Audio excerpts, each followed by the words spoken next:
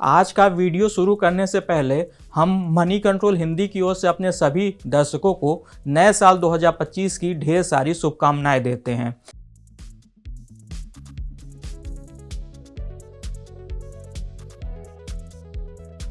Sensex और Nifty ने 2024 में निवेशकों को करीब 8.5% का रिटर्न दिया, लेकिन अब सबकी नज़रें 2025 पर हैं। इस साल शेयर बाजार से कितना मुनाफा होगा, बाजार के सामने क्या खतरे हैं, मार्केट एक्सपर्ट्स ने किन शेयरों पर दांव लगाने की सलाह दी है और इस साल क्या स्ट्रेटजी होनी चाहिए, आइए जानते हैं। नमस्कार, मैं हूं विक्रांत और आप देख रहे हैं मनी कंट्रोल हिंदी।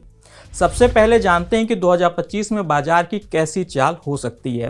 ब्रोकरेज की रिपोर्ट्स की माने तो सेंसेक्स और निफ्टी इस साल औसतन 16% का रिटर्न दे सकते हैं। आईसीआईसीआई डायरेक्ट के रिसर्च हेड पंकज पांडे ने बताया कि वे बाजार को लेकर पॉजिटिव हैं। साथ ही उनका मानना है कि हालिया करेक्शन के बाद लंबी अवधि की वेल्थ क्रिएशन के लिए एक अच्छा मौका बन गया है।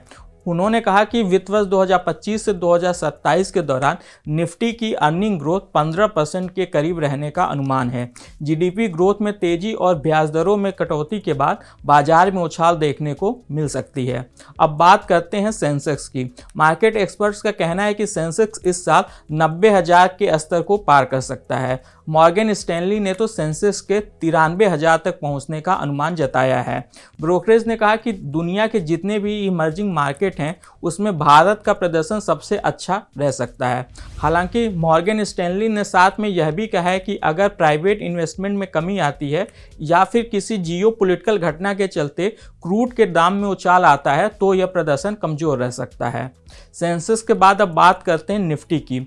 अलग अलग ब्रोकरेज फर्मों ने निफ्टी को लेकर अलग अलग टारगेट दिया है। सिटी ने इसके 25,000, गोल्डमैन सैक्स ने 27,000, बोफा ने 26,500 और जेफरीज ने इसके लिए 26,600 का टारगेट तय किया है।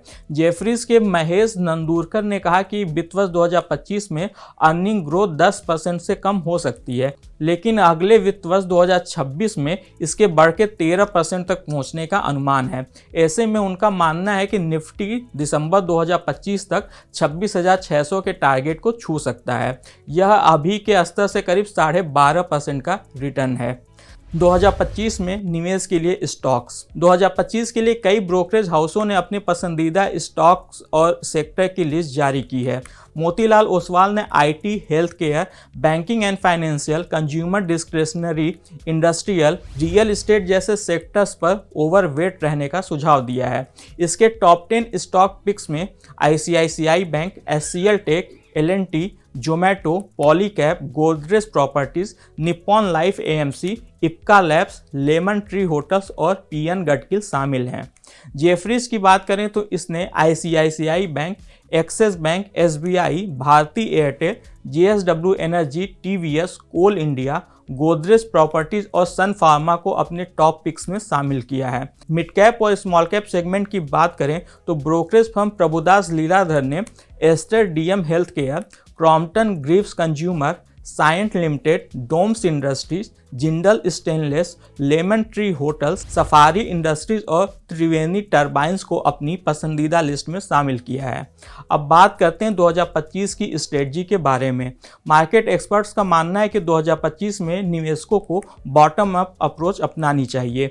Baroda BNP Paribas mutual fund के senior fund manager Shiv Chanani ने कहा कि निवेशकों को अपनी एसेट एलोकेशन में लचीलापन बनाए रखना चाहिए। साथ ही उन्हें बाजार में उतार चढ़ाव को ध्यान में रखते हुए अपने पोर्टफोलियो में मजबूत अर्निंग ग्रोथ वाले स्टॉक्स को शामिल करने चाहिए। आज के इस खास वीडियो में बस इतना ही। आपको यह जानकारी कैसी लगी हमें कमेंट कर जरूर बताइएगा। बिजनेस और स्टॉक मार्केट से जुड़ी ऐसी खबरों के लिए आप हमारी मनी कंट्रोल हिंदी की वेबसाइट को विजिट कर सकते हैं।